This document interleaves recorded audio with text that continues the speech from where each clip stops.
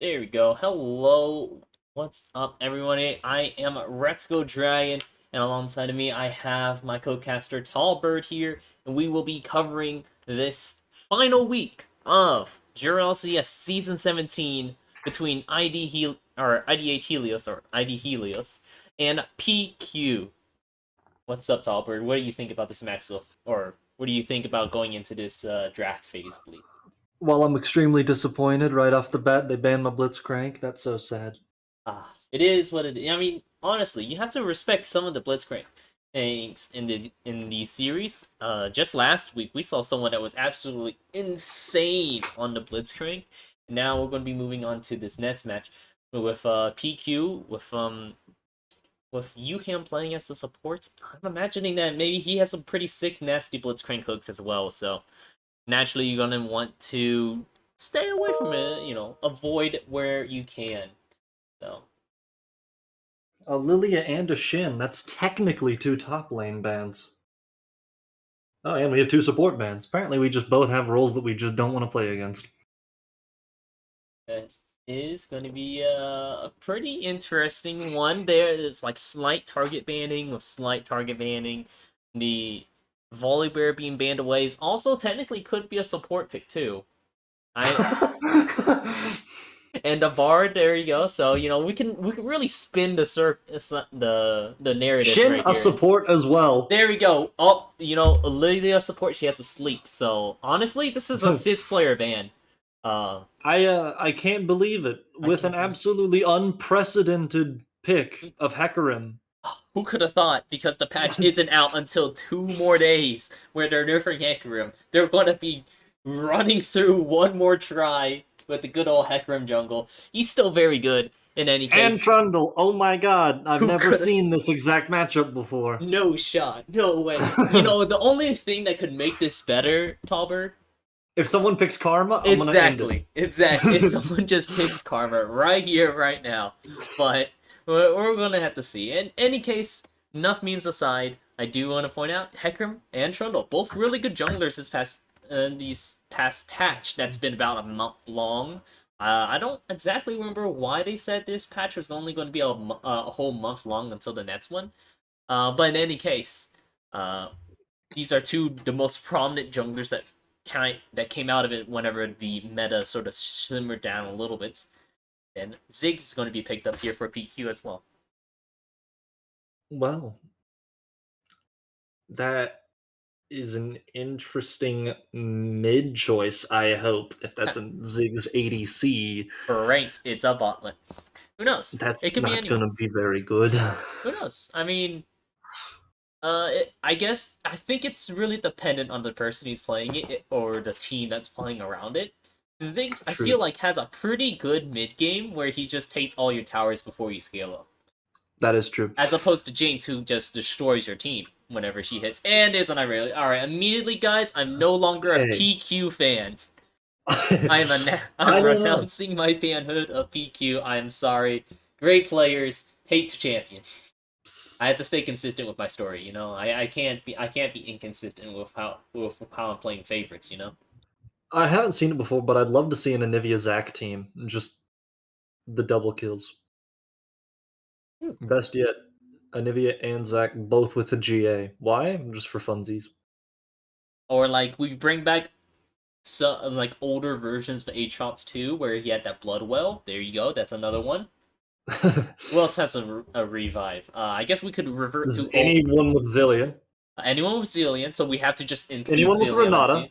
Renata, there we go. So that's everyone. If we include old school Aatrox, we could include old school Yorick because he technically revived, and then you just bring in the Chemtech Drake.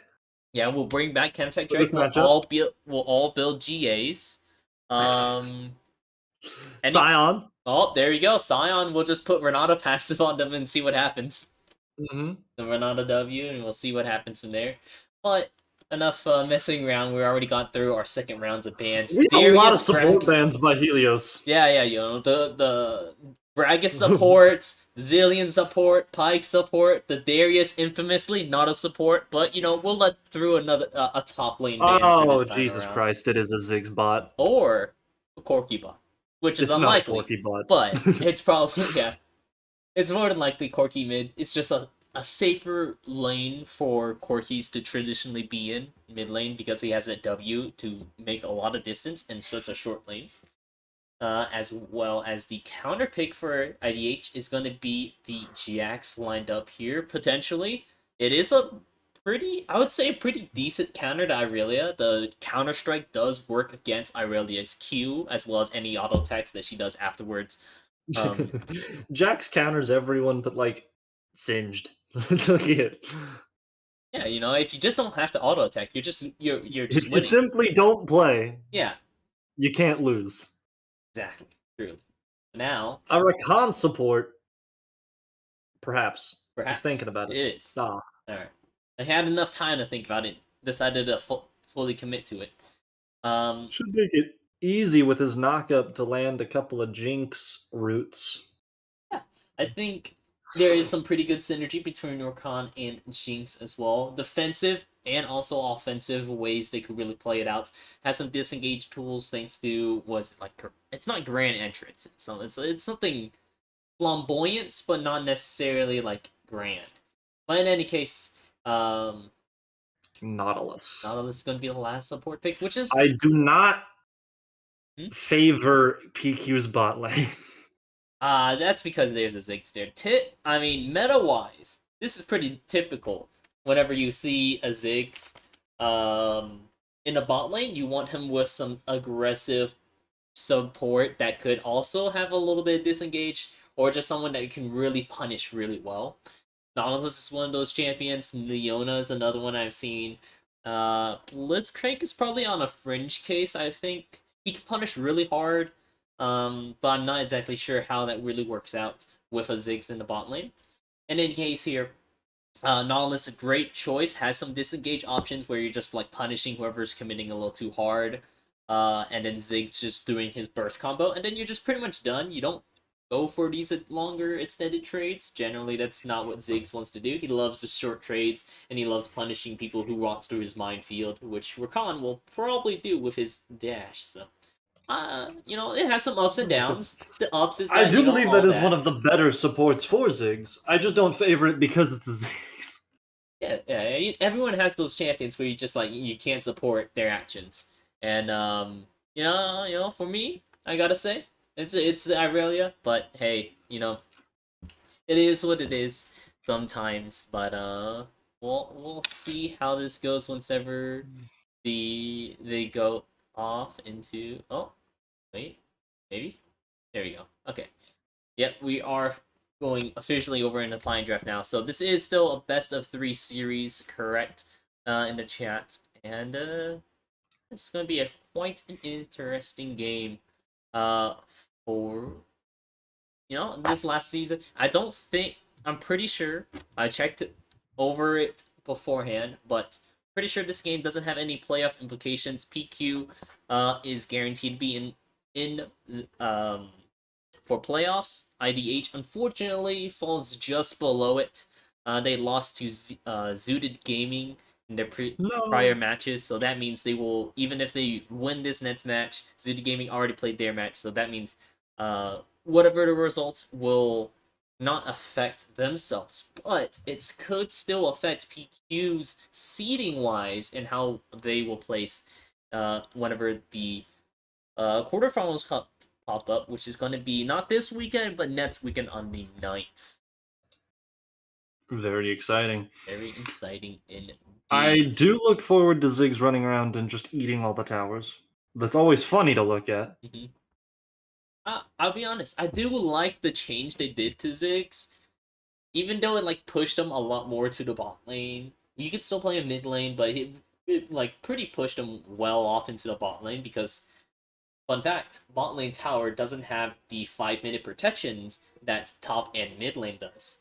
So Ziggs, if he gets early tower damage in, he can take the tower a lot faster and then start roaming off into other lanes where they already expire their 5-minute protection timers. That is very exciting. Ziggs is really prone to taking towers because that, especially pre 14, that last plate, it does fall under his Hmm. threshold for executions. So the tankiest plate he gets to ignore. Yes, and that's a great thing for your team. I mean, that's 300 gold you get from taking a tower, plus the additional 160 whenever you take a plate.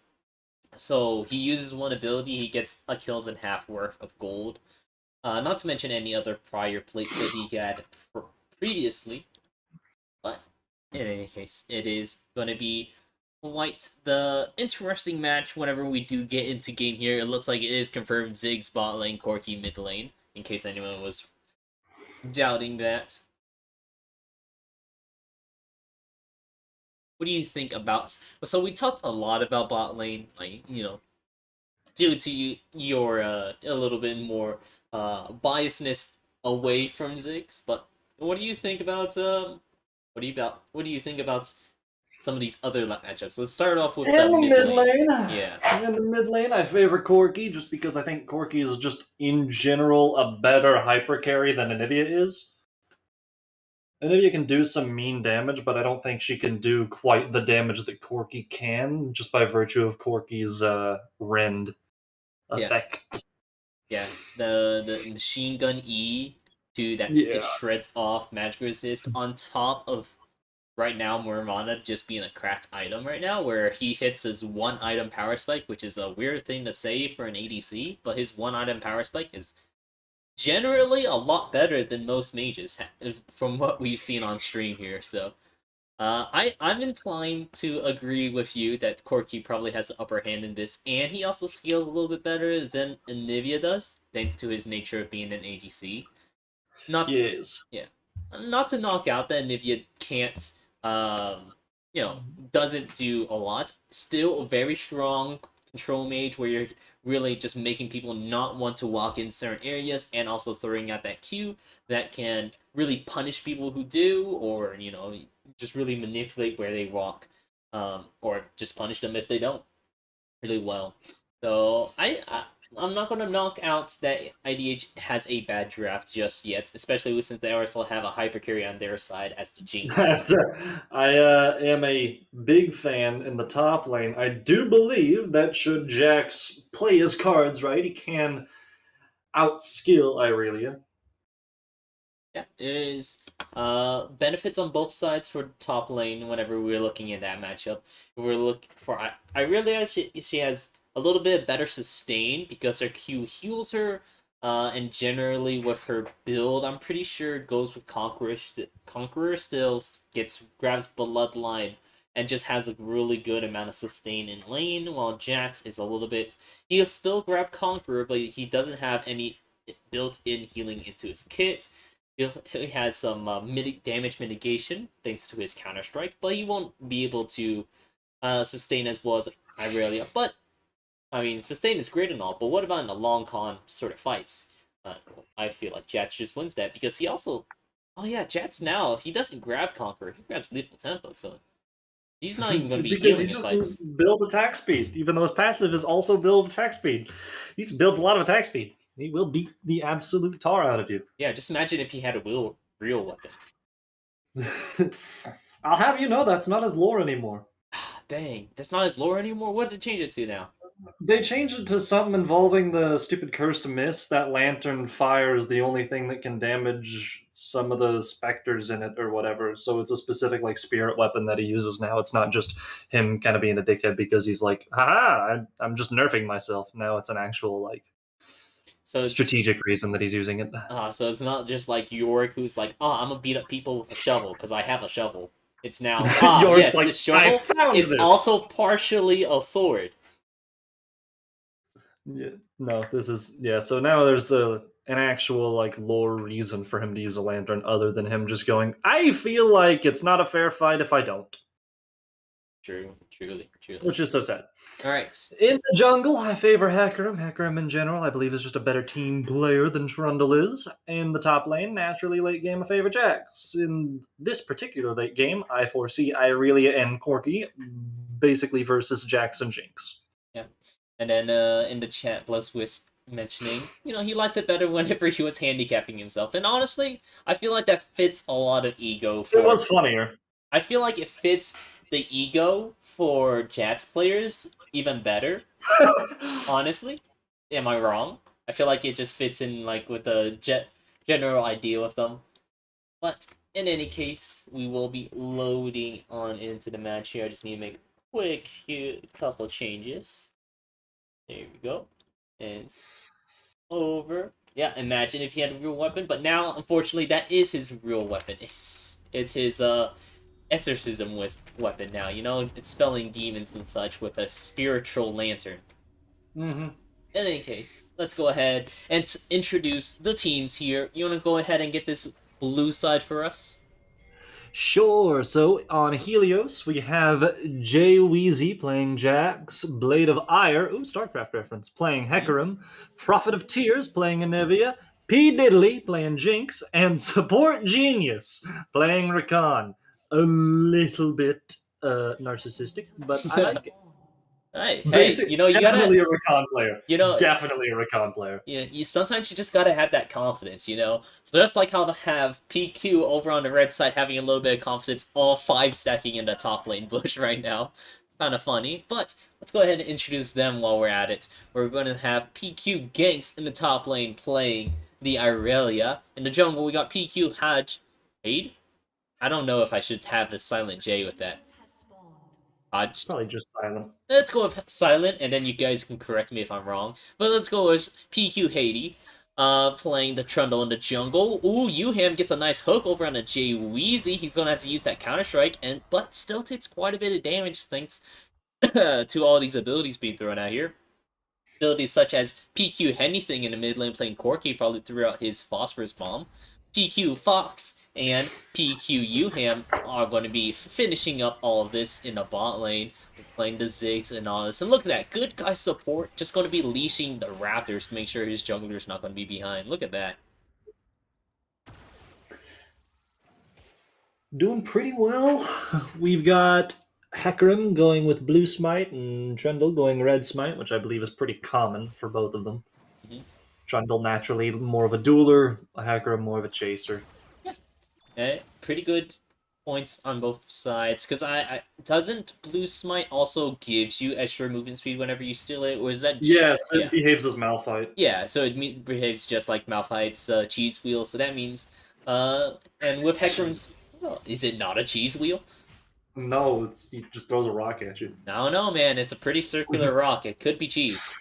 It Like- could be cheese. Like what if he gets a baker skin and then In but all he's not- fairness, but- Malphite is canonically like thousands of feet tall, so it's a very large cheese wheel. Yeah. He serves only the best cheese, the largest of cheeses. Jinx is getting pretty greedy there in the bot lane. Trying to poke Nautilus, not a great idea. I mean they have still a lot of good ways to mitigate any engages on themselves, so I feel like it's not the worst of ideas. You're right, it's a little greedy because at the end of the day, 80 season 2022, but we'll just have to see how that turns out. You do have support genius around the area in order to really support P Diddley, and we'll just have to see how it goes. So. I like Anivia starting tier. Mm-hmm. Hecarim also grabbing a tier. Okay. That's interesting. Well, it's kind of synonymous to what I said earlier, how Muramana is the most mana or most cost-effective item in the game right now. It's on par for giving you the most amount of AD with just one mana item. So it's honestly not bad, especially for someone that's a mana that's just eats so much mana, such as Hecarim does. So I don't hate the idea. Well, I I've don't seen know if he's Assassins do it. going. I don't know if he's going Mirror or if he's going Winters. That's a good point, actually. I don't know how I feel about Winters. I know how I feel about Mormana because I've seen Assassins build it, but I don't know how I feel about the what was it called? Thimblewinter? Yeah. Thimblewinter as an item, when I look at it, I was like, okay, so you just added an item for Singed. Yeah, I saw that too. Or Vladimir. No, not Vladimir. Why did I say Vladimir? It's just Singed and maybe a move. because Yeah, I see that. I actually never build Fimble on Amumu.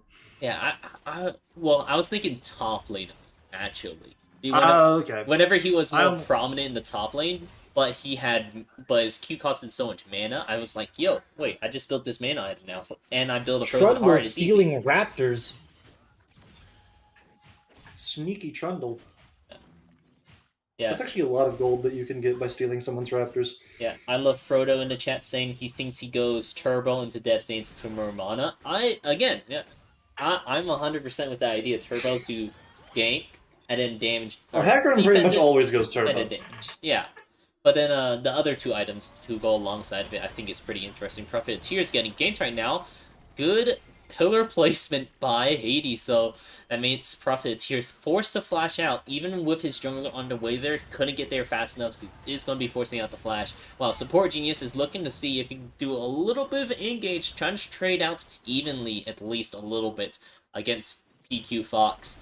But it's still a little bit rougher in this early game, especially since he didn't have a tier. He actually only has a Sapphire Crystal, which is going to go straight into the Lost Chapter. He's low on mana.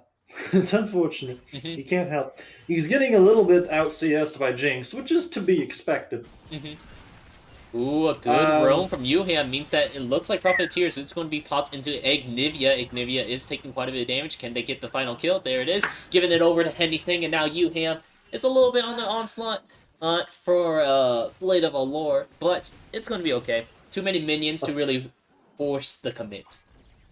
A fantastic roam by Nautilus. Everyone on PQ's team seems to just be out of mana. Yeah, I mean, that's a mana-heavy sort of team, because I'm pretty sure that Irelia only heals whenever she heals. She doesn't even get mana back. She gets a cooldown refund, but she doesn't get mana back from that. No, we need to add that. Oh yeah, of course. You know, They should refund it entirely. If she yeah, gets a yeah. cooldown. It just I remember when Gangplank used to be able to, and then rework him, but he didn't add his mana. Like he doesn't get mana back on kills, or even half mana back. So I was like, man, why am I playing this champion? I'm going back to Zeref. And I haven't looked back. Oh no, Jax has her Sheen. I don't know if Irelia is going to find the top lane as favorable as it was previously. What do you mean? She's full built. She has a vampiric scepter. That's all she needs. She's not full bold yet. She's about halfway there. True. No, it's essentially 3 items. But as we were talking about this, Blades of Lore, gets stopped by that Trundle Pillar and straight into the Mega Inferno Bomb by Fox. Means that he's going to be going down, and a kill goes over to Fox. Lead moves on over 0-2 in favor of PQ. That Zigzult is positively brutal if you get caught in the center of it. That's why it's so slow, I suppose. That is Corky blatantly ignoring an Eviol. You know, if you just close your eyes, it's not there. So That's true. Yeah. Object permanence is hard. wait, what's object permanence? PQA just really likes to beat up Anivia. Yeah, I mean, Constantly have a look out for him. I mean, honestly, Although, I don't think we're going to it be is- seeing that much unless there's some interference in the mid lane. It's not a beat up Anivia thing, it's a feed Corky thing. Yeah, I mean, so far, Profiteer's doing a pretty good job keeping up with anything at the moment, which is good and bad. Good that, you know, you're not falling behind in CS and anything, you're just, like, down a kill. But bad because Corky pops off whenever he finishes Muramana. And, well, he almost has his Mana Mune, so good luck. We actually have a lot of tiers of the goddess in this particular. We got 1, 2, 3... That's it. Alright, there we go. I was expecting a 4th one for some reason, like Ziggs build one, but I guess not. I don't think Ziggs is going to. I don't think so I'm really either. a little greedy. Irelia, you know, getting hit with that Irelia syndrome where you think you can take him on. You almost You're there. not full build yet. You almost got that Blade Room King. You're almost there. But Hecarim is going to generally accept PQ's donation. I mean, he had some teammates in the area to try to survive, but looks like Profiteer is going to be taking down Haiti right there.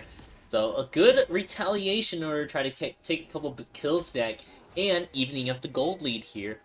Maybe even looking to take down this Herald since we already have 4 people up in this top lane. We might as well grab it. It's free. It's free. That Anivia Q is positively brutal. Critting for 240.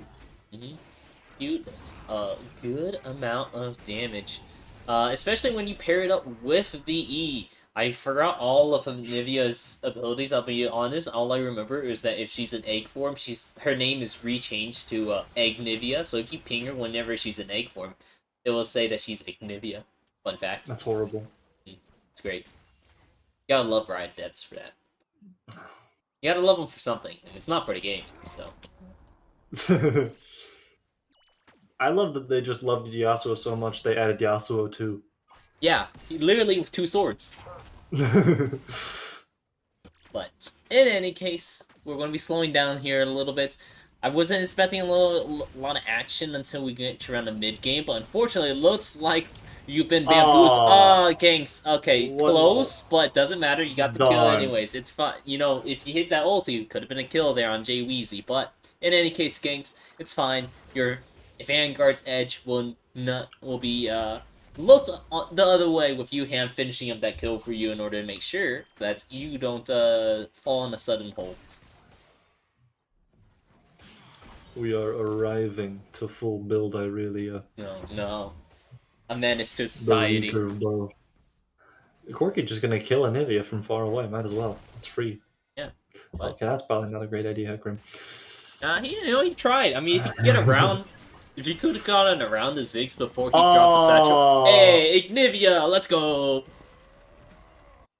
Hey, so that is going to be passive proc, so he doesn't have that sort of safety net anymore. We saw the Super Mega Death Rocket jumped all the way from bot lane over to the mid. Not going to be hitting anything, but I don't think it would kill anyways. So, now we're just going to be getting our recalls, because the biggest factor, funny enough, is that we have no mana with a lane with double tier, and one side even has Lost Chapter in order to ensure that we have Lost Mana. You know, this is why Xerath is the superior champion. He has an ability, his passive is literally giving more mana, so I don't see it as issue.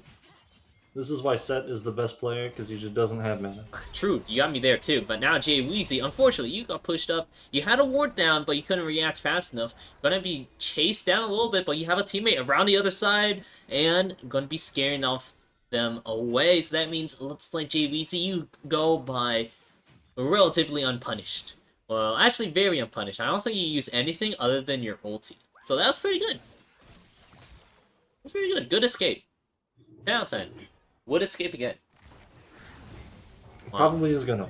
Probably is gonna, correct. But Nautilus getting his lucky passive off. Surprise, every basic attack is a root. But it is going to be like similar to Yasuo's E, where you can only root just the same champion for a certain amount of time. So like, you can't you can root the entire team only once.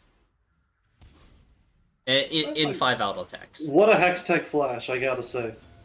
I don't know if he was trying to go forward a wall or what, but hey, it looks like anything had the package. She used to jump over to get profit tiers a little bit lower, but Lure is going to be using the Onslaught of Shadows in order to fear away the rest of the team and do a little bit of disengaging. We do have the Ocean Drake spawned up here now, so it looks like we're going to be turning our attentions to this. While a really good play, IDH actually dropping the Rift Herald in the mid lane to cause a little friction.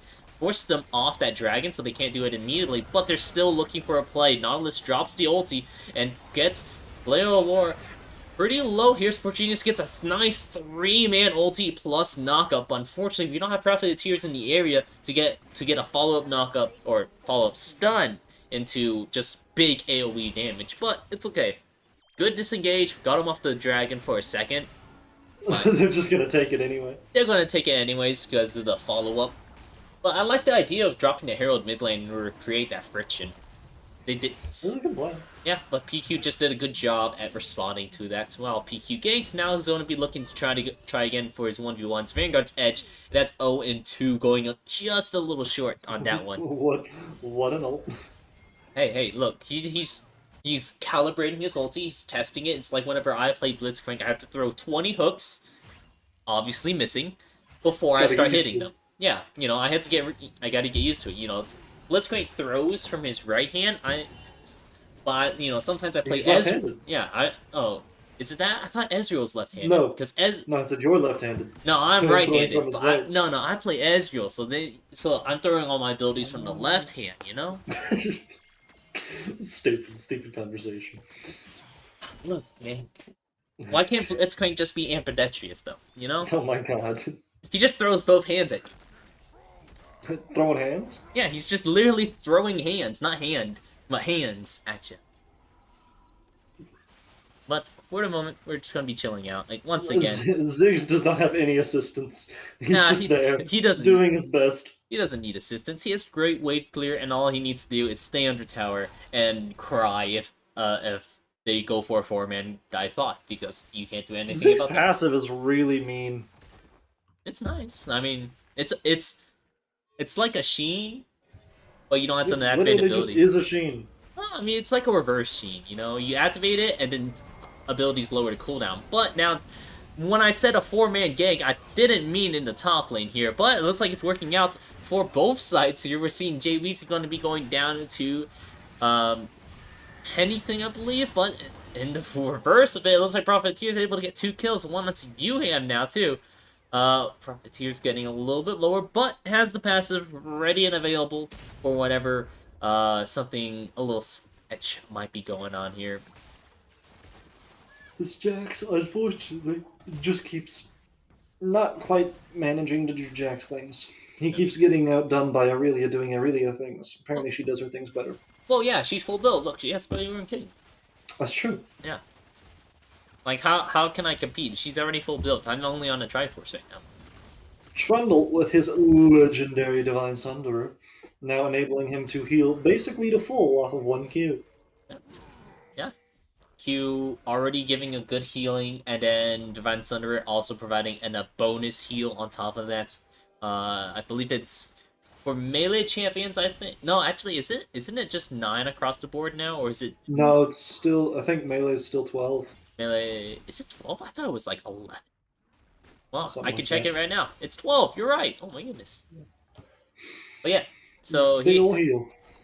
can get quite a chunky heal while PQ Ganks is looking for a little something. We have Oh, a little that's bit of strange. swaps. A little shenanigans is happening. You know, we're just swapping lanes a little bit. Jats wanted to go Yeah. mid. The I like mid it. was Hecarim wanted to top, recall. Jax jungle. Yeah, no, not Jats jungle. Jats mid lane with Profiteer's backing. Oh, You know, I see. Yeah. Prophet of Tears jungle. Yeah, the infamous Anivia jungle. Look right here, Anivia jungle right there. Look at her go. Got the blue buff secured. Game's over. Let's go. IDH, congratulations. We got the blue Infinite buff. mana glitch. Infinite mana glitch indeed. But I always jokes- like to make a note of it, but I will make another note of it this time. Huge vision difference across the teams. if we want to talk specific vision scores, I believe someone told me that support should have around double to double 0.5.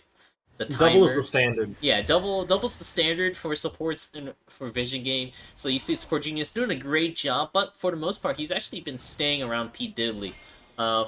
So those are more so defensive wards to defend against that, while Yuham has been a little bit more on the offense, doing a lot more roams, so his Vision score has been suffering for that. But I mean, he has three more kill participation than what Support Genius is, so I'd say give or take, but I mean, you have Haiti making up some of that difference as well with a nice vision score for 21. We have a lot of control wards down on the blue side, with mostly just around this dragon pit. We really want to know what's happening there, despite the fact that it's our jungle. Yeah, we didn't really make note of it, but it is a Mountain Rift right at the moment. JVZ looking for a little bit of something onto Yuham. He's gonna have to throw the hook, but ooh, great job! Ooh, great snipe from B Diddley. Let's go. We love to see those. And anything getting Jesus! a little bit burned down here. Whew, Anivia with the electrocute Q doing like 600 damage as a burst at level 12. Because I believe it's your Q, when it passes through, it does damage. When it detonates, it does damage. And then your E does double damage whenever they're slowed by any of your abilities. So, add that all together, plus a little electrocute to splash it in. then you have most of anything's HP bar, so. A little bit of electrocute as a treat. As a treat. Look at that. Oh my god. Anything's not going to be having fun until he finishes up that Mana and really starts becoming a menace in these lanes. But he's almost there. He's at 300 mana out of 360, so he's very close to there. We're looking for the engage from Yuham. He's looking, trying to make something happen. Ganks, unfortunately, you're at 3-0 for your ultis at the moment. Sport Genius living on literally a sliver of HP right here. 22, so probably around like 14 HP. Yeah. Anivia's going to be able to jump back and grab her Seraph's Embrace whenever she wants it.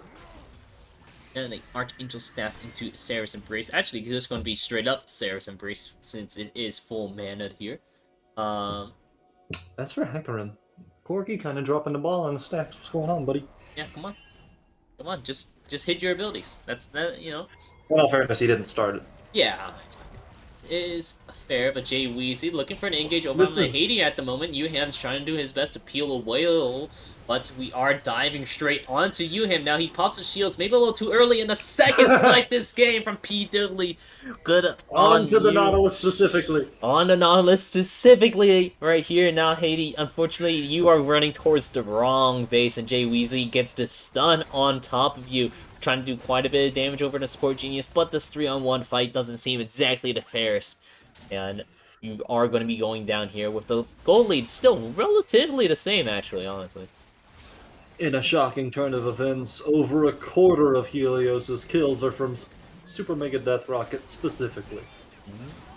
But we are moving over to this Baron now. Going to be dropping the ulti to see, get a little vision here, but Prophet of Tears is trying to do a little bit of this guarding game. Stun does miss onto Prophet of Tears, but he is still going to get his passive prots. Jay Weezy still trying to go for it. It's trying to play a little bit of a vision game here, but I don't think they have enough damage in order to finish off this Baron. They're trying their best. They're able to get it, but oh, at what cost? It looks like the most of the team is dead, and Irelia, you're suddenly playing the game. Look at you go. Well, what a Baron. Yep, good got Baron. A lot of use out of it. Good Baron, you guys got a solid 300 gold in favor for yourselves, and a nice solid 3k gold over for PQ. So honestly, I think that's a fair trade. Dub. Yeah, honestly. They got Baron buff. They got the moral victory. They got the second. Yeah. You stopped PQ from getting the Baron as well, so that's also a plus, but unfortunately it is going to be your Inner towers as well as your inhibitor tower going down here. Your inhibitor will stay safe, so you won't have constant lane pressure in the mid lane. But that's also, to the benefit for PQ, because now you also aren't going to get the safest or a guaranteed wave pushing into you guys where you get a little bit more of a stable income coming towards you. In any case, it'll be fine. Just absolutely stealing all of Helios' jungle camps. They don't need them. I honestly, the CS difference across the board here, pretty stout, especially in this top lane. This top lane is not holding up too well. Yeah. Top lane is not holding up too well, especially now that Irelia has the not Blood Ward yet, that's the upgraded form. The Immortal Shield, though, having that completed means that it has that extra layer of security. On top of that, also has a little bit of extra lifesteal built into her kit now. And generally, I just still hate the champion, so I like focusing a little bit more on the Corky, who finished up his mythic item, got into Ludus Tempest, going to be doing quite a bit of damage here. Hey! And we finally got our, Mirror Mana? Manamune? I don't know which one is which. Yeah, I still think it's going to be Manamune. Maybe not with the Death Dance second item. It's going to be really dependent because I don't remember what builds into Death Dance anymore, I'll be honest. I haven't built it since, probably before the item rework, but ooh! Oh no, Haiti, you are in a bad situation, and a great pick is going to be coming out of ID Helios as they now look towards this dragon. They're going to have to be recalled a little bit because they're losing their base, but taking the dragon. Okay, yes, taking the dragon. I saw the Arcane Common. I was terrified, I'll be honest. I saw the Arcane Common. I was like, hold on.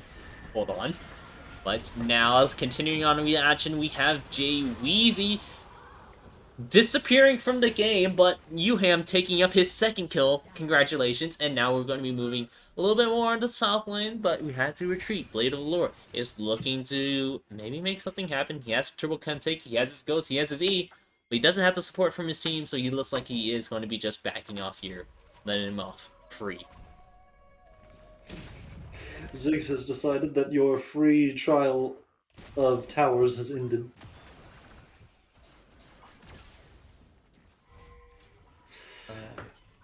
We see.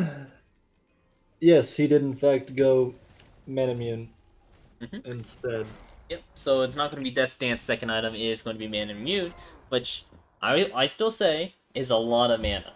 Or a lot of AD for how much you had to spend for that item. It's pretty worth still, and as someone that consumes so much mana such as Hecarim, he's going to appreciate the item in any way, shape, or form, honestly. True. Even if that item ended up... Oh, yeah. Go ahead. Ziggs 2-0. Trundle's actually 0-4, which is surprising. Yeah. I do like the slight pivot that PQ Haiti is doing. He's like, okay, I already built the Divine Sunderer, but I don't have any kills, so I probably am just going to play a support game at the moment. Builds the Frozen Heart. Probably going to get another tank item to assist his team as well after this, so... I respect it, while Jay Weezy, unfortunately, you have not respected the enemy team, and it looks like are going to be going down as well. Very unfortunate, but on the bright side, your team is also pushing up this mid lane. A little bit of a tradesies around here. Hopefully they can get the mid lane inner tower as well as to counteract this bot lane inner tower.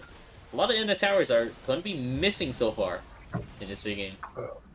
26 Matter of minutes fact, Helios doesn't have any inner towers.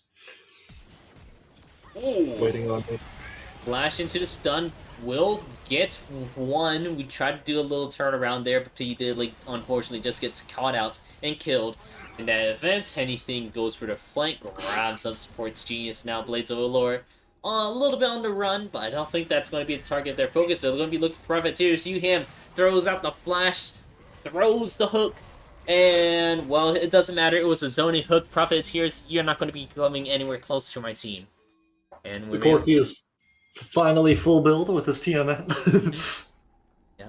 He has it. The Luden's Tempest, the Miramana, and the Tiamat. So now he can even push out waves pretty well as on top of everything. And Profiteers, unfortunately, he is feeling the brunt of all of this damage just a little bit.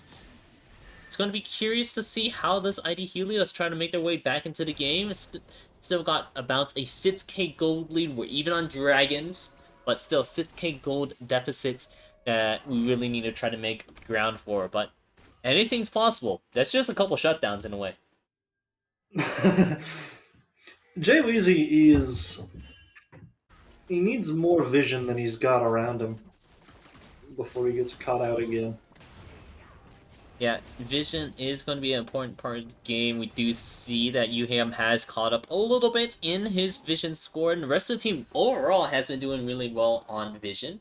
But so does ID Helios. They know that vision is a very important battle. Information's half the war, and they're keeping a really good job at making sure they know who's around the area. They managed to get a couple of great pushes from that. But they still need to be able to win out team fights. So we'll have to see if that can really turn up into their favor, as looks like PQ is going to be turning towards the Baron at the moment here. Trundle's just going to calmly back the massive lizard man with a stick. As you do. I mean, is this not how you play Monster Hunter? Yeah. So, it looks like Baron buff will be completely transferred out from the noses, or I guess I'm pretty sure they knew too, because they had a ward right there in the river. But it is going to be taken up completely. Baron is going to be transferred over towards PQ. Now we'll see if they can really do anything with it, or if they're going to be looking to go for this Mountain Drake that's spawning up here in about 5 seconds. Probably going to go for this Mountain Drake. The Mandrake's actually extremely important for Helios in particular, as Jack scales with his armor and magic resist. His AD and AP is transferred to armor and magic resist, and then that bonus magic armor and magic resist can also be be added on thanks to Mandrake's, but looks like this one's going to be going over to PQ, but oh no, you Ham, you're on the wrong side of the wall. Able to find a little Oh, crack to get out away from it, but couldn't get the pick off just yet. Eddie Helios really looking for a way to get back into this game at the moment, to let it slip through their hands, even though it was so evened up for them. But, well, we're really going to have to see if they can really hit some of these power spikes and really make a difference in these next team fights. and over 7,000 gold difference. Yeah. 7K gold lead in favor for PQ. That's about 2 full items, 2 completed items, so it is quite a bit. We do see a team fight starting up here. Onslaught of Shadows will be That's CC chaining onto anything. That's a lot of damage going down there. PQ Gains is trying to look for quite a bit, but P. Diddley is going to be sending off one final shot over onto 80 before he goes down. Gaines tries to do a little bit more retaliation, but he's just going to be falling down to a little bit of his own pride, going in a little too deep there. Blades of Allure is going to be looking for a little softening. He's trying to see if he can push his advantage. It's a 3v2 or 4v2 situation, but his team can't follow up as quickly. So that means if he would go in, he would surely die, and I'm not entirely sure if Fox or Yuham would die if they go in. Pretty much guarantee you Ham ain't going to. That's the joys of trying to kill a Nautilus. Pretty much, unless you dump your entire kit, you kind of just can't. Mhm. Jinx has figured out how to CS in between when I last checked. Now with over 50 CS lead. Almost at, not exactly at 10 CS per minute, but a pretty good 9 at the moment. A little bit better than 9. I can't do math at the moment, but it's 30 over 31. That's it's a little over 9 CS per minute. So, doing pretty good for themselves, practically 10. So, they're doing nice.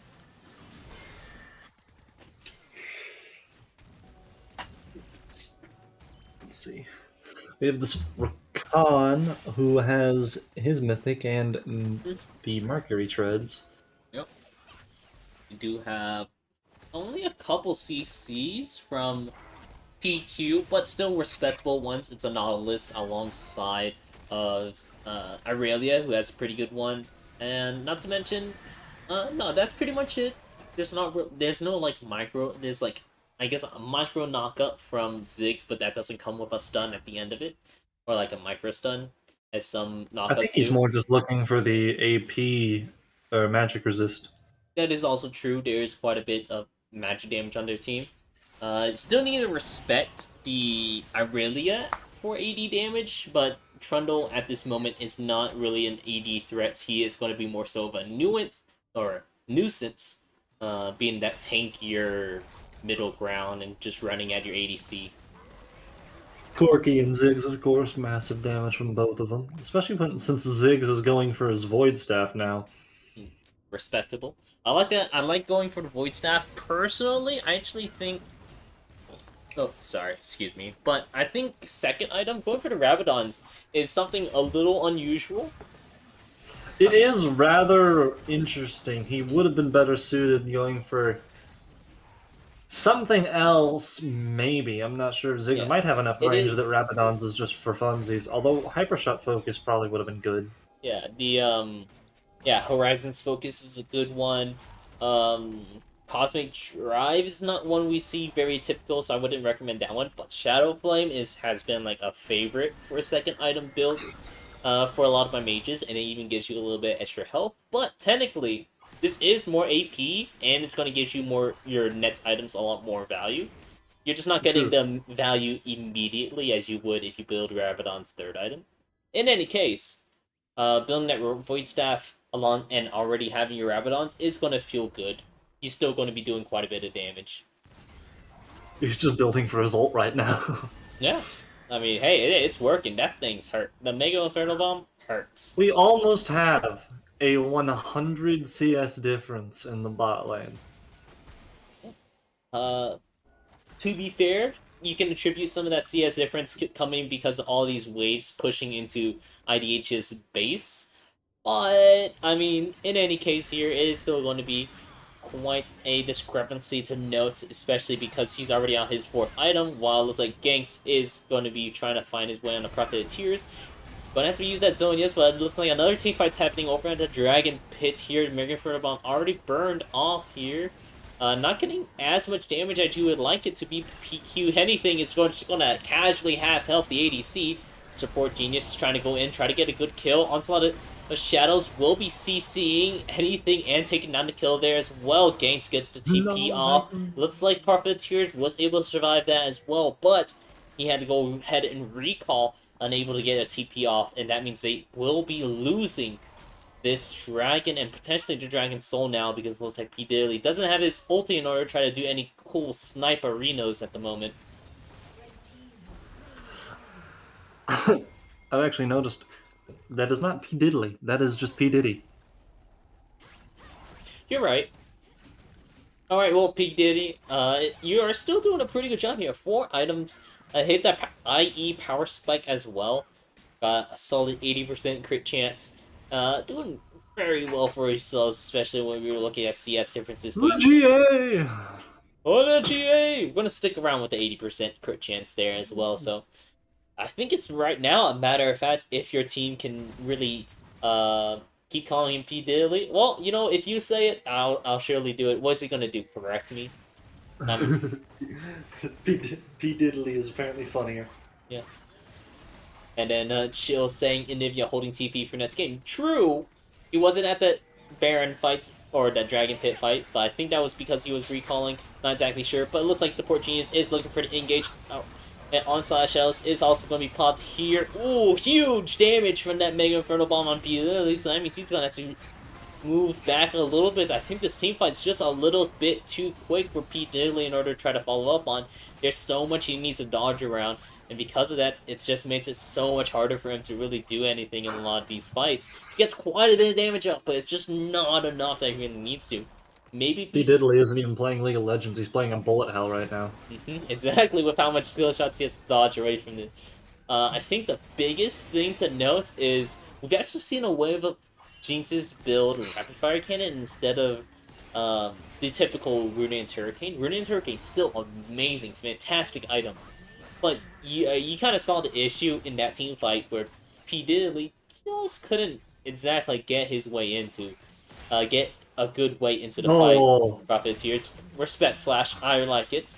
I mean, anything was right there. You don't want to go in Ignivia form when there's a anything right there. Just watching menacingly. P. Diddley just annihilating minion waves. It's unfortunate they're at full build, so not much help. Yeah, this is 114 vision score from Support Genius.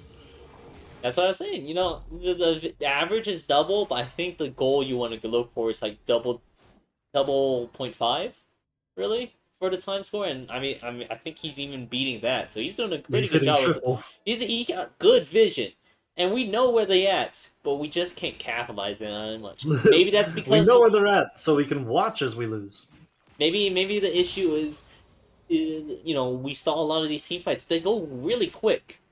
But, like, you know, I don't think that's exactly what your comp wants to do. I feel like you guys want to play a little slower if you can. Or, where you're just letting your Jinx have a little bit easier time to free fire. But, you know, once again, he's playing a bullet hell right now. This is something I don't actually like about conventional supports. Like, Nautilus is kind of excused from the conventional support problem because he's so outrageously tanky that you can kind of get around it and just play a pure HP tank. But for Rakan, you will notice you don't really see Rakan doing much in team fights. He might get in and get a knock-up, but after that he just dies. Yeah, I think maybe that's also due to his mythic choice. Maybe he just misread whatever he needed to build for this game. He went to Helios, which is really good for engages. It's amazing for engages. And amazing if your team wants to do a lot of quick, fast fights. Uh, but in this case, I think a slower fight is where we really want to try to do some things. But right now we're looking for the engaged onslaught shadows does go off, but doesn't go off into anything. So he's still free firing in the back right there. Ooh, a Vanguard's Edge is going to be hitting 2, 3, 4 people into the pit. And that looks like it's going to be the end of the game. Profiteers uses his hourglass, but it's just going to be delaying his demise. He goes into Ignite form. PQ Fonts uses the stopwatch after the tower blows up and takes the tower shot. So it looks like it's going to be the GG for this game 1. Looks like advantage will go over to PQ. At about 10 kills a minute. Or no, 1 kill a minute, rather. Yep. And that's one thing I do want to say. Hello there, Britty. Thanks for the answer. So average is around double, and then if you have zombie ward, it's around triple. So that's pretty good. That's a good thing to note. So I will keep that in mind. But in any case, here, congratulations, PQ. You won the first game. You know, one may say the first game's typically for the fans, and maybe that's what IDH is thinking. You know, that was for the fans. But let's see game 2. How that's going to really shape up here. We'll be right back with our next game, so don't go anywhere. We'll be right back.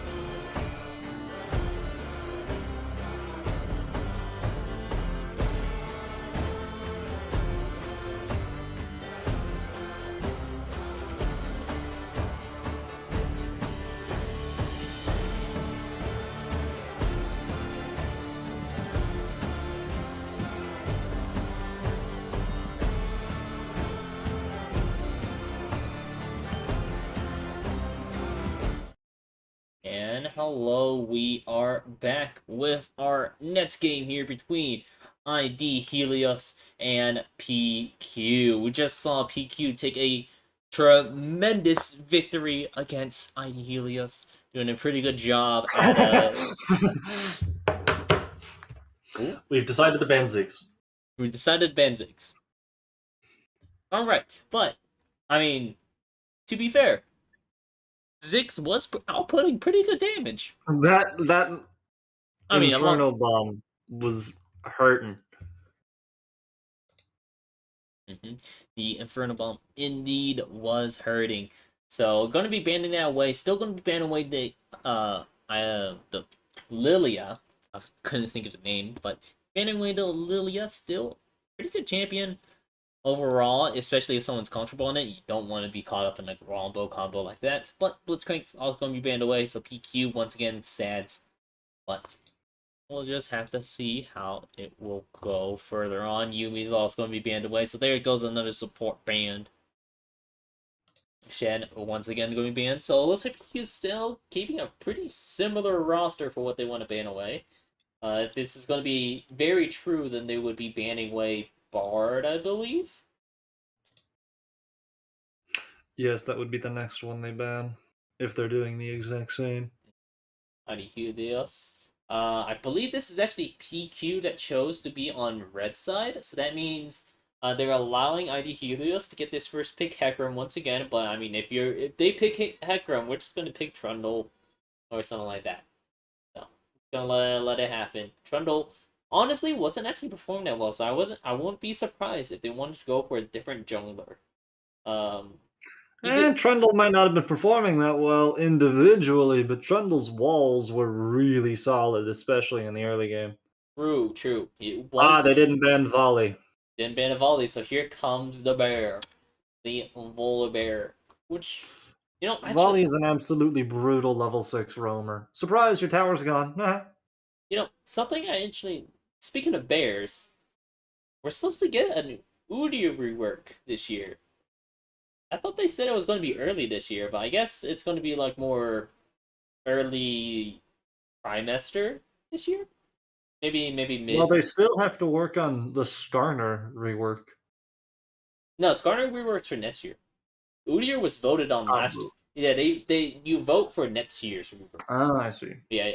Udyr won last year, so they should get it this year. Imagine not picking Kog'Maw. I picked. Okay, I'll be honest, guys. I picked Nocturne because I saw what they did with Fiddlesticks. I was like, that's cool. I want to do that with Nocturne though, because his iconic ult will remain. Aww. Yeah, of course, it's iconic. Shuts off the lights. I think that's everyone hates it. True, but Hey, we got Nautilus this time. Hey, Helios still gonna now be Jinx and Not is brutal. It and is there's that tank that we were saying was needed. They do a pretty good job for doing what what is it? Doing what Khan does pretty well, but also adding a lot more utility. But not dying. Yeah, they don't do it as fast, but they definitely do it longer. They have a lot more sustain. They can live a little longer. They provide different, like, multiple layers of CC. So, I like Nautilus pick, especially with the Jinx, but the only reason I don't exactly love this Nautilus pick is because it's into an Ezreal, and all you have to do is hit E when you see that. If you see the hook and you think it's going to remotely be near you, you could just hit E and you counter. As long as you hit E before the hook actually touches you, you counter the hook because, that's how the order of operations for dashes work, for blinks and stuff like that. Delayed dashes.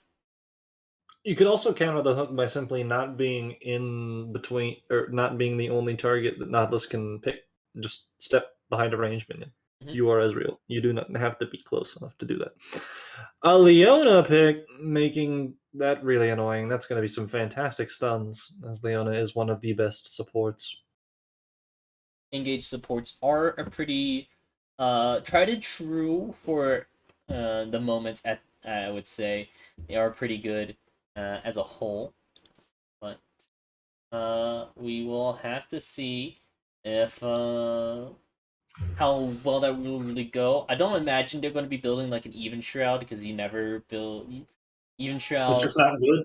Well, yeah, from what Brady has told me, and Should build a I locket. take his word.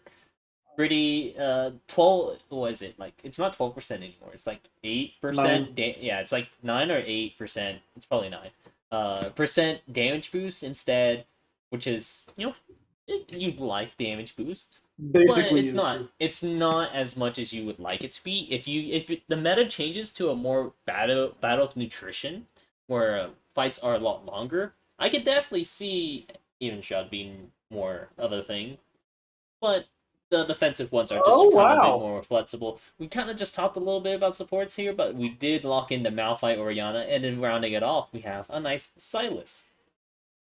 That's interesting. Silas is a character rarely seen. He's a very potent mid game character. He falls off a bit in the late game though. Yeah, ever since And they Leona's going to build Locket because Locket is the best support item you can build for Leona. Pretty much in every situation. There's pretty much never a time you don't build Locket. I think Locket's just really good for no reason. yeah, agreed. Let's see. It says that is a anything classic pick known for his Silas and Corki. I believe it. I believe it.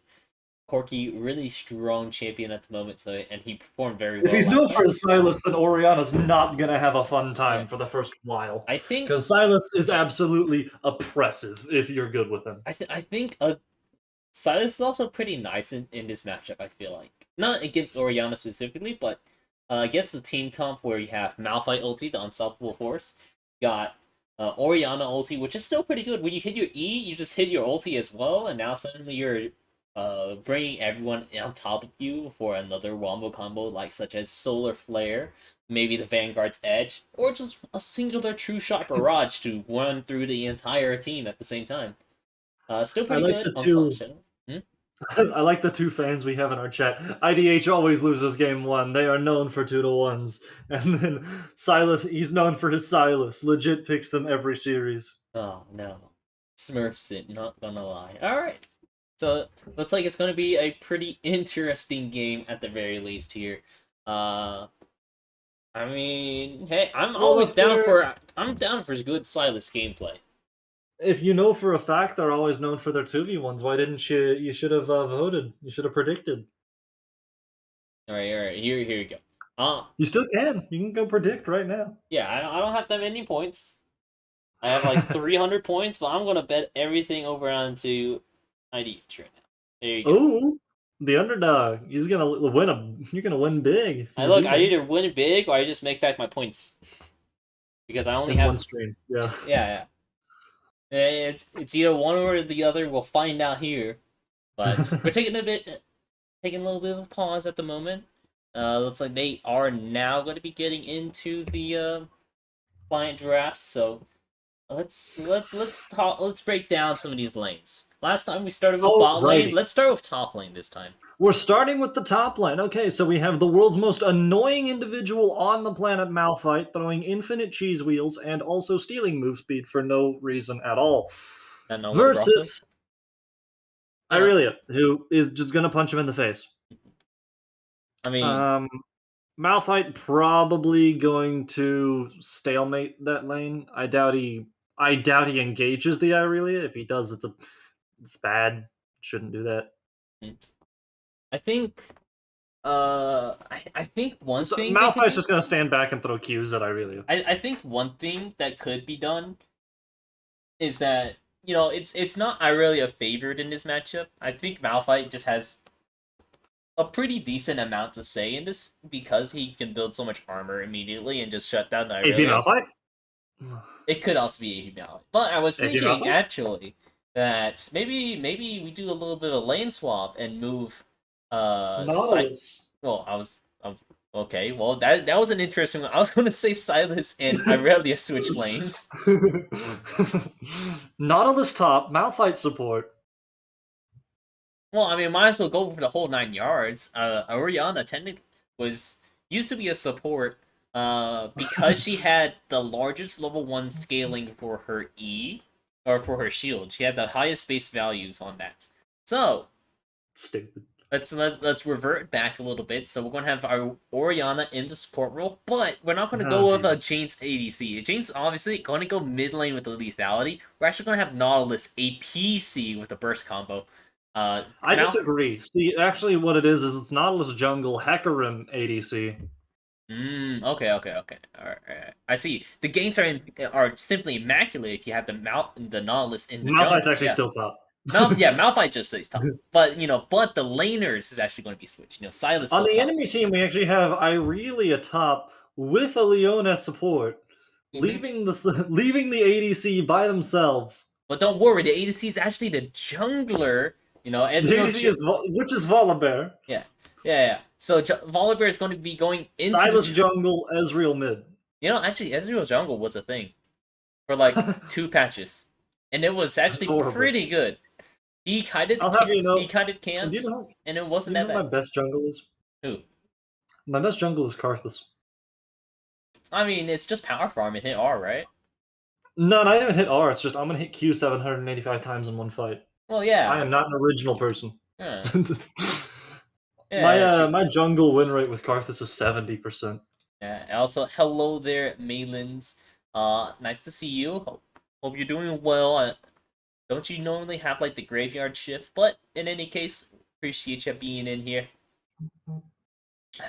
But we are going to be getting into now spectator delay for client draft. So we're going to be we were memeing a little bit.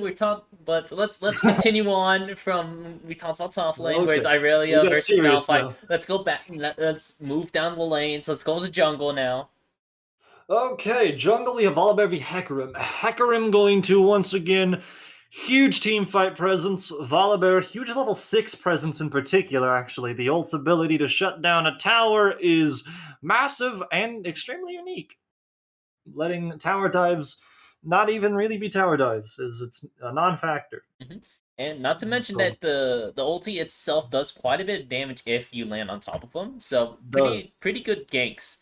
He's Volibear doesn't have much of a mid-game presence. He's got great early game running around and bullying people about 6 to 8, and then after that people kind of wisen up to it. And then his late game, his Rins just do a lot of damage because he can jump on the back line Mhm. and obliterate.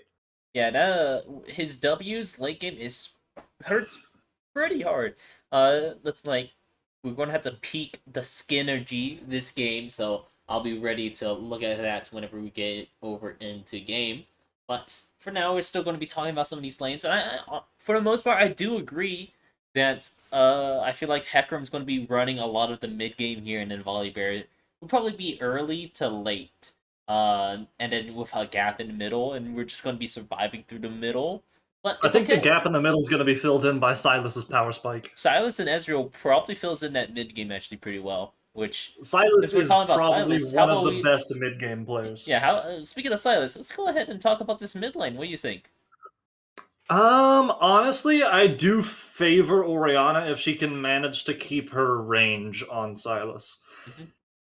I don't see the Hecarim ult's fantastic for Silas to grab. Malphite ult, good, but not Hecarim ult. Jinx ult is okay. Nautilus ult's fun. I like Nautilus ult.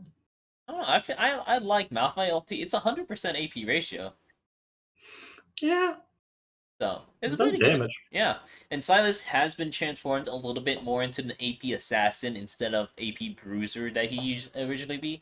Some of his damage, Well, his E seal heals him for an ungodly amount. yeah, the King Slayer still heals quite an amazing amount. So, I would still consider him a little bit more. He's bruiser assassin, but leans. You're not winning a Yeah, level 3 fight against Silas unless you're like Jax and have already stacked up.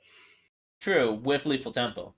Yeah, Um, that's pretty much it. yeah, Ezreal gonna get money and not do much until he hits Q and then does 1,000 damage. I mean, Ezreal's a really good mid game player because ever since they added the Oh god, what's First it? strike. First strike. There it is. Ever since they added first strike, he's been a really strong He mid didn't game go first support. strike. He didn't go first. Oh well, my whole point's minute, guys. Guys, you're making me look like a fool here. But Conqueror is going to be it is different. How it doesn't give you first strike super strong mid game, where you're just like printing money out the wazoo. Instead, you're going to get a pretty nice late game presence, which I guess is what we're going to be looking a little bit more towards. We don't want that late game presence. We really want to look for, can we We're match? trying to end the game sub 30. Yeah, we're gonna try to look to match somewhat on par with, like, if we don't end the game by 30, we're still gonna be okay-ish. We're not gonna be amazing, but we're gonna be okay-ish, especially with the Conqueror. That, well played team fights are still winnable. We actually have 3 Conquerors on PQ's team. Let's see. We're talking a little bit about Skinergy. So what do we have here? We have the Star Guardian Ezreal. We have the Pool Party, Leona, but pink. And then we also have the Volibear that's also pink. Silas also pink. And then I'm We're imagining just pinked Irelia out. is probably pink. It's the only one that's not really pinked out is the Ezreal. So shout out to what was it? Breast Cancer Awareness Month. I don't know when that Should have is, gotten but a little bit early. Pajama Party. I believe breast cancer is October. Yeah, I think it is because I remember doing that like during the football season, and that's usually around the fall time. So I'm yeah, excited to see this Nautilus. Let's see if Support Genius can make a difference now that he doesn't just perish the moment Corky sneezes at him weird. yeah, I gotta say I like the Skinergy. The only thing that's ruining for me is Fox not picking a pink skin, but I don't even know what's a pink skin for Ezreal. What's it? It's Pajama Party. Does it have a pink Koroma? I think it just is pink. No, it's blue. You're Is thinking it? of you're thinking of Pajama Party Lux. Ah, That one's innately pink because it's the same colors as their Star Guardians, but they might have chromas. Maybe that's one thing. If they has some that- pink, all right, I like where we're going with this. All right, but in any case, let's go ahead and introduce these teams. You already saw in game 1, but if you're joining us here for game 2, let's go ahead and introduce over onto the blue side here with ID Helios, Jay Weezy, and the top lane playing the Malphite. Jungle, we got Blizzo Lore playing that Hecarim. Mid lane, we got Profiteers playing the Orianna, and then bot lane rounding out the comp, we got P. Diddy and Sport Genius playing the Jinx and Nautilus. I get so sad every time you say Blade of Allure because it's Blade of Ire. It's a StarCraft reference. Wait, I think Allure is like a Warcraft thing. I didn't even play World of Warcraft. Okay, was it Ire? Ire? Ire. All right, I'll try to say it right from now on. I'm sorry. We'll see. Let's see. On the red side, we have PQ, with PQ Ganks already trying to bully the Malphite, not going well because of his innate resistances. PQ Haid, we aren't sure how to pronounce that. Yeah. Volibear, Hennything playing Silas, Fox on Ezreal, and Yuham on Leona. So yeah, still mad respect for PQ. Even their supports have the name PQ in them, so that's respectable right there. Pretty cool to see. But in this early game, not much happening. I wouldn't expect much to be really happening. Lane that would probably have the most happening would probably be Hennything's lane in the mid. And that's if Prophet of Tears doesn't respect the level 3 as he should against Hennything. He even hit level 4 first, so he was pushing the wave a little bit in order to try to make sure that Hennything is not going to be hitting any level spikes. For items, we have Silas with his standard Doran's, Volibear going Blue Smite. I don't actually recall Volibear's Smite patterns. That might be common, that might not be. I think I like Blue Smite over Red on Volibear because his W already provides so much dueling potential. I don't think you care for the damage reduction that you get from Red Smite. True, but at the same time, free anathemas. True. However, have you thought about putting a cheese wheel on every champion with a smite? That actually reminds me, Jax really needed an anathemas last game. Oh yeah, anathemas would have been pretty cool. Or like we go with the typical top lane thing where we're just building Hullbreaker, but it looks like Blades of Ire is going in the top lane doing quite a bit of damage, but not exactly going to be killing off ganks at the moment. Did I get it right? Ire? Yes, Ire. Cool. I'm just gonna... Just gonna keep just trying to keep saying that until I find it. And then Plen saying, "Oh no, Hammy isn't on Alistar this game's doomed." Funny enough, Alistar wasn't banned in last game or this game, so he could have got it. But I mean, he favored the Leona this time around. Last time he favored a Nautilus. So trolling, not trolling, we'll find out. I like the Leona pick. I think it's pretty solid. Yeah. Madam stuns a lot. Madame stands a lot. The better Rel. I still think of Rel as more of a defensive You, Leona. wait, you still think of Rel? Well, it's an interesting You're the champion. only person. It's an interesting champion that I wish would have something pretty cool. But You're the only individual who still thinks of Rel. look, man, there's like 150 champions. We gotta give love. Someone's gotta give love to them, even though I'm not gonna. I refuse to play her. Someone's gotta give love to her. Rel mid? Question mark. We're gonna see. Let's see. If anything's gonna be happening on this mid lane. I mean, we have Haiti over around his Raptor, so you could be looking for a gank. But at the same time, Blizzard is going to be around the area, but instead moves towards the bot, or just taking a ward or two. Well, we'll see. We'll see. A lot of lull going on in this mid game, though. Well, I expect that, honestly. You have to play safe in the mid lane against Silas. You have to play safe in the top lane against Irelia. You gotta play safe. You can't get stunned with Leona. You pretty much have to just be cautious across the board if you're Helios. Hey, respect to Jay Weezy. It's hitting that level 6 and immediately going on to PQ ganks in order to try to get an edge on them. Speaking of edge, though, it looks like Vanguard's edge is going to be knocked over onto Jay Weezy and didn't respect Irelia. Look at him. He has the Vampiric Scepter. He's practically at 3 items at the moment. You gotta be careful. He's halfway there. He's done. Yeah, that was an unfortunate flash by Malphite. Didn't quite clear the ult. Instead, flashing directly on top of it. Oops. Yeah, be pretty interesting. Here's Virginius hiding in a bush.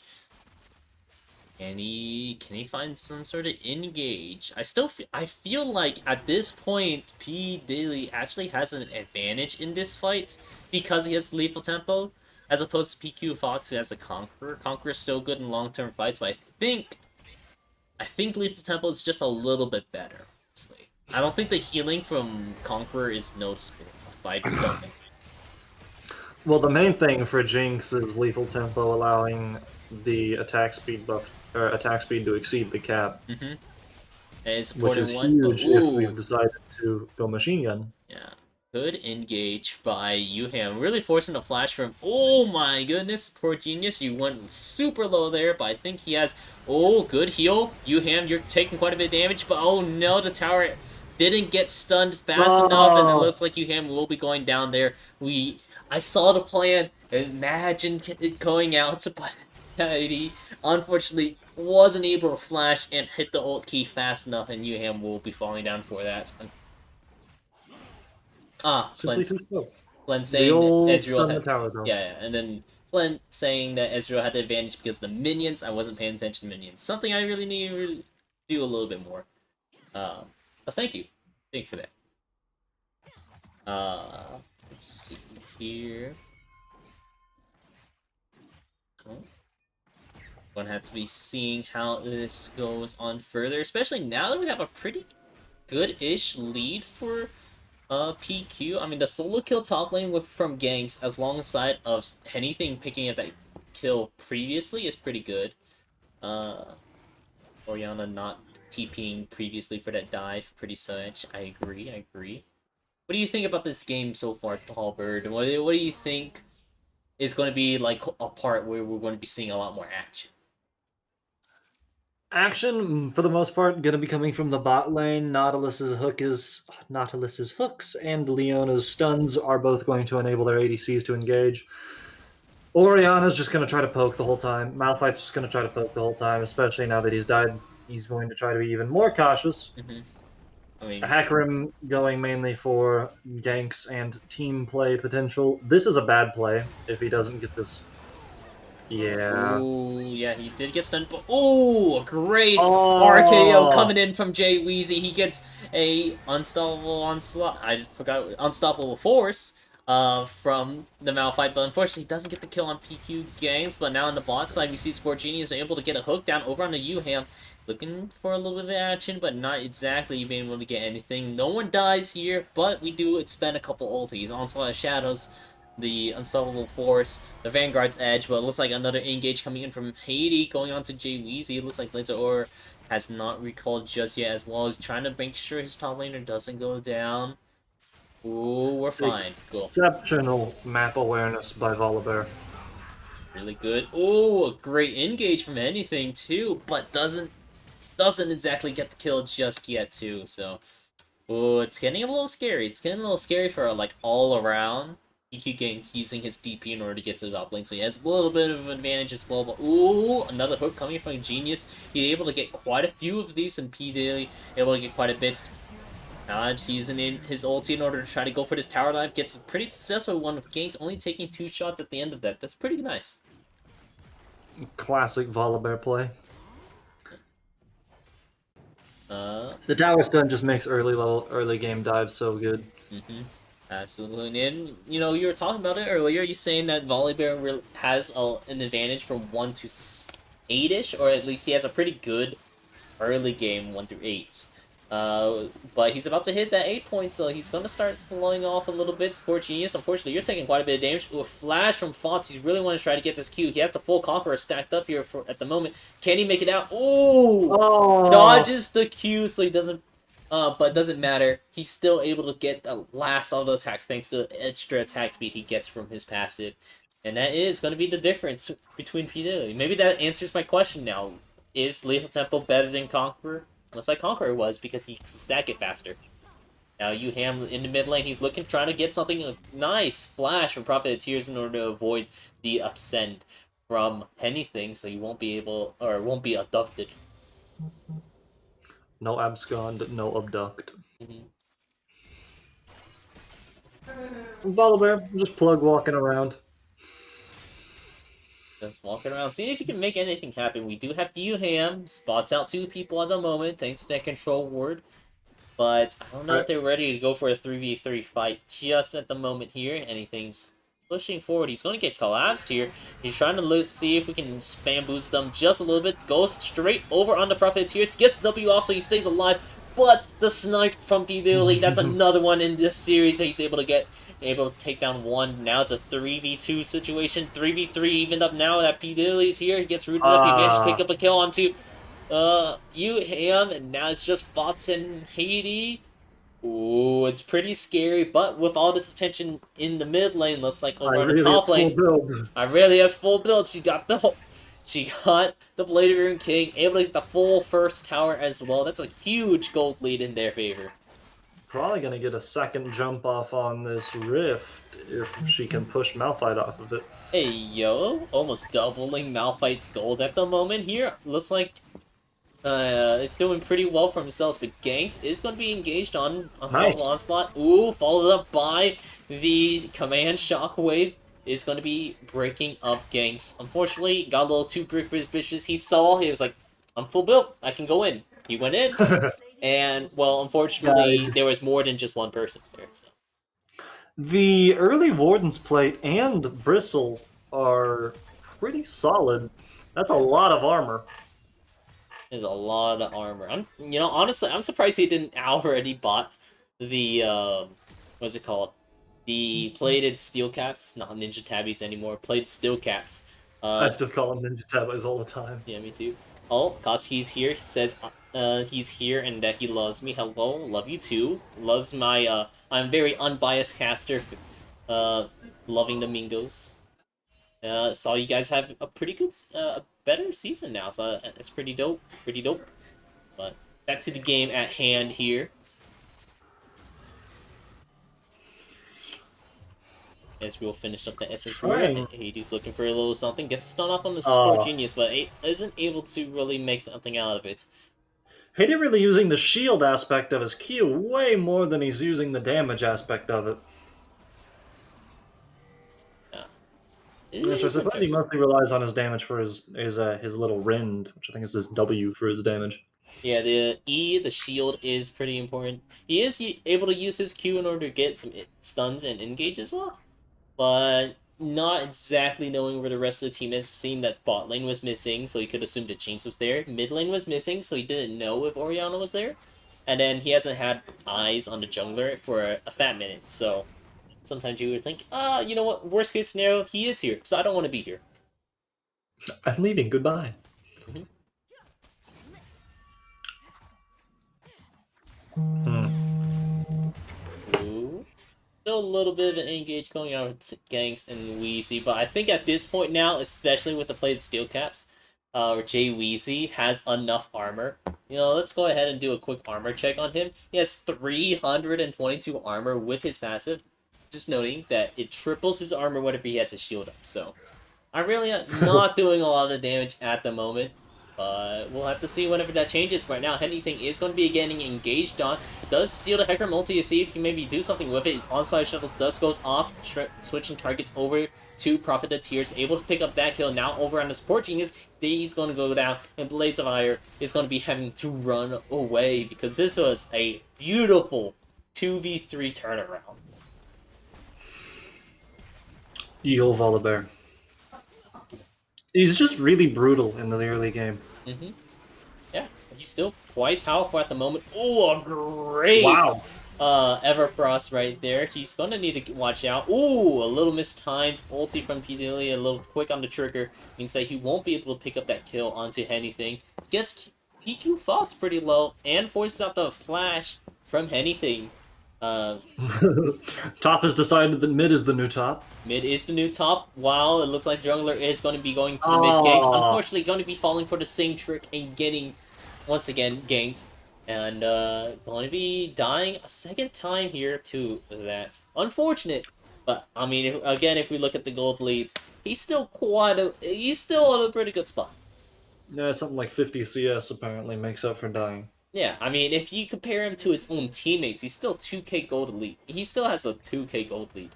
Yeah. If you don't compare him to his laner, so he's handling fine, even if he takes these games. I Honestly, think he went Frozen Heart first for Malphite, which I guess is a good call.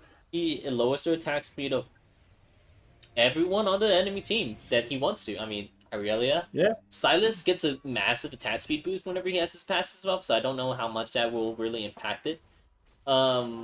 Pretty much none. 80 kind of want. I'm pretty sure his W reduces for each auto attack you do, so lowering that lowers his how many times he's going to hit the W key.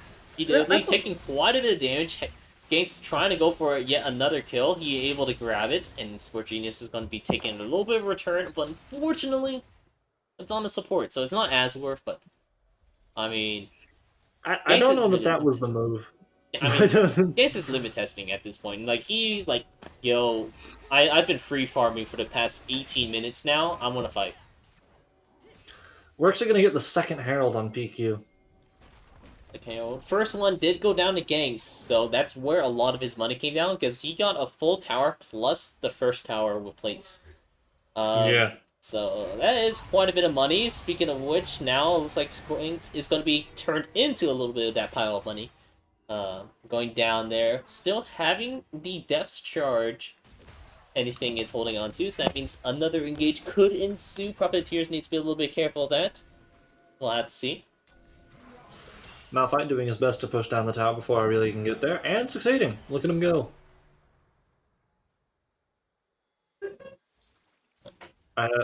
Orianna chasing into the jungle. I don't think that's the greatest idea.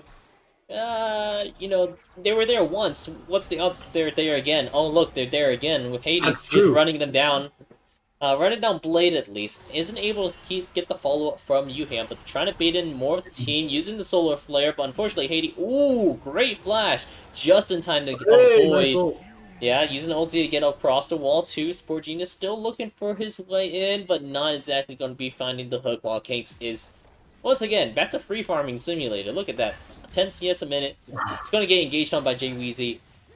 which is going to turn out pretty well. But Sport Genius, unfortunately, you're going to get hit with your own medicine, and it's going to be a death charge going on to you against. You're playing a champion I don't like, but you're playing it so well. I don't know what to say anymore. Good job, and I hate you.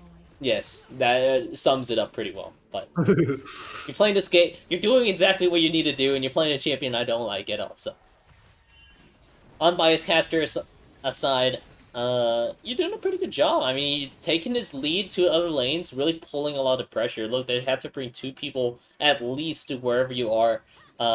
With the downside is that now they say hello to the 3rd time that you'll be ganked. Let's see if you can get a kill out of it. It's going to be going on to the Blitzer. And Peter, unfortunately, unable to really catch up with the rest of it. And Pew Gain's just getting him on, just being a little smart with it. You know, he's like, okay, if they're going to collapse on me, I'm going to at least make him chase after me, and then maybe single them out through 1-for-1.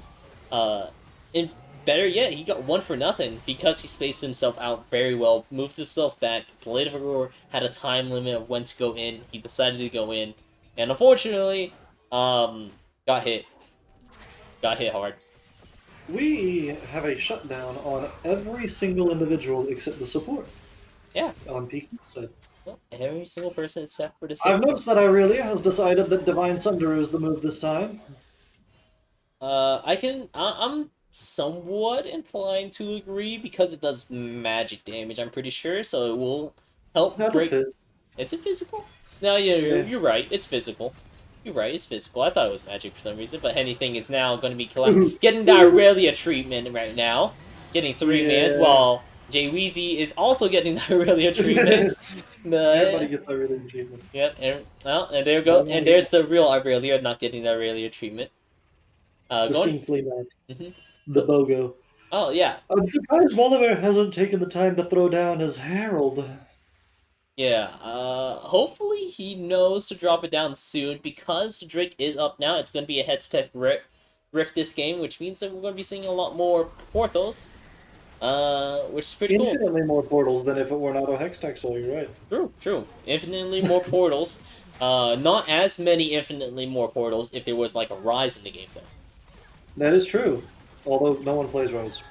Also true, but there goes Profiteers going down there. Rift Herald is actually making pretty good work because we already grabbed the Drake. We're on to getting more attack speed and ability haste. Let's see where we're going with this. Can we get a 3rd Herald charge? No. Yeet! Man. Yes! Let's go! Let's go! 18 health Herald. Literally all you had to do was just attack move towards it, and that wouldn't have happened.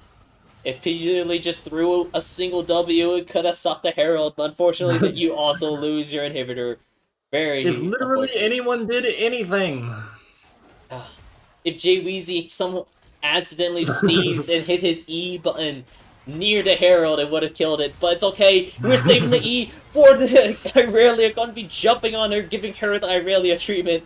And now we're at a player advantage here. Sport Genius Flash going to be used, trying to ground anything. Blitzer trying to get something. Doing quite a bit of damage, using Everfrost at the moment in order to try to knock him down, but he steals the Shadows Onslaught of Shadows so that he avoids the Depth Charge there, while it's like Haiti on the flip side is now not where his base is, unfortunately. But, run away! Alright, and he runs away. Let's go. Okay. He almost killed P. Diddy. Almost there. Almost did it. I mean, maybe a couple more levels we can see that happen a little bit more consistently. But at the moment here, it looks like PQ's in charge of the game. They're 4K gold lead. They're looking to make something happen potentially. Wow, that's a lot of damage. Didn't quite manage to get his little shield off in time. Going for a 24-minute Baron. Pretty swifty. Pretty good. Pretty good. Pretty good. But yeah, I mean, just a cheeky ult. Yeah, the Baron is definitely going to be slow. Ezreal's not necessarily the most amount of DPS as you would like. Better than a Jhin, albeit better than a Jhin. Better than a Jhin at doing this. But in any case, it looks like it will still be a Baron for them. IDH just feels like they can't can't really Just go around not the grabbing area. those junk objectives. Yeah, I think it's more so they didn't feel like if they went there that they could win a fight. I think is the True. idea, especially with PQ ganks having TP available and is like pressuring down in that bot lane. It really puts you on a timer if you try to invest your resources to the Baron. So they're cutting some of their losses, but we're gonna have to see how well that's going to be treating themselves, cutting those losses, and if they can really get any extra benefits out of it. A little over 70 CS difference in this top lane. Irelia absolutely annihilating all minions that she comes across. Absolutely, and even some can'ts because now we're a little bit higher than just 10 per minute. That's pretty crazy. While Profiteers is going to be getting engaged on by anything, and that's going to be really pressuring IDH now. Oh, yeah, IDH. Prophet of Tears Mhm, didn't quite manage to respect Silas, mhm. which was a problem. Yeah, Gotta respect Silas. as Chandler has said in the chat, respectable, which you should, but unfortunately they did not. And now Hades looking for something purely good kiting in order to try to make yourself, get yourself some space, trying to go for a little something else. Throws down the ulti, good timing, but unfortunately it's like Yuham was able to win it out this time. Ooh, the exhaust over on P Diddley, so he's just gonna die to the super minions. I think this is a one game now. I mean, we have Malphite, he doesn't have his ulti. He's just gonna stroll on up to you, maybe throw a He cheese just wheel. Ooh, throws down the ulti from Prophet of Tears. He's really looking for it. Oh no, it looks like someone stole his ult. The get King unstoppable. Slayered. Yeah, he got Kane Slayered, and there goes another one. Jay Weezy's trying his best to hold off the gates, but it looks like this is just gonna be a 26-minute game. Way faster. But and honestly, a little anticlimactic of a win, but honestly, that would Pretty much just killed him. There wasn't really any particular aspect where you were like, man, great turnaround by IDH. It was just PQ. Just kept bullying them the whole time. yeah, I think that was just a really good showing of That was very unfortunate. instead of winning a one momentous fight, you just win multiple small fights, and it worked out super well. The old snowball effect. Oh, snowball effect Probably indeed. needed AP Malphite. Hmm. Yeah, and you know what? Some people asking for an interview for EQ Ham, so I'll be interested in doing a little bit of interview with him since it is going to be the last week. I have a little bit of time, so I won't mind. Let me move over the screens right to this, and see. Let's see. Yeah, I mean he's in chat right now, so hey, if you're interested for an interview, just let me know, and I can move you on over up here, and we just do something quick, a little bit of just improv a little bit about a couple questions about what do you think about this game series.